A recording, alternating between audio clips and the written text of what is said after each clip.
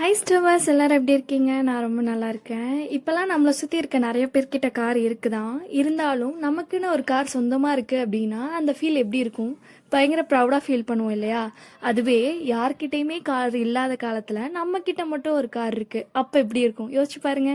நம்மளை சுற்றி இருக்கவங்களாம் நம்மளை எப்படி பார்ப்பாங்க? அந்த மாதிரி தான் இந்த படத்தோட பண்ணையார்கிட்ட ஒரு ப்ரீமியம் பத்மினி கார் இருக்கு. அந்த ஒரு காரை வச்சுட்டு ஊரே அலப்புற பண்ணிட்டு இருக்காங்க. அந்த காருக்கும் அவருக்கும் இருக்கக்கூடிய பாண்டிங்கா இருக்கட்டும், அந்த காரை அவர்கிட்ட இருந்து பிரிக்க ட்ரை பண்றாங்க, அதை அவர் எப்படி ஃபேஸ் பண்றாரு, அந்த காரை திருப்பி கொண்டு வந்தாரா இல்லையா அப்படின்றதெல்லாம் ரொம்பவே இன்ட்ரெஸ்டிங்காகவும் ரொம்ப காமெடியாகவும் சொன்ன அழகான ஒரு கதை தான் பண்ணையாரும் பத்மினியும்.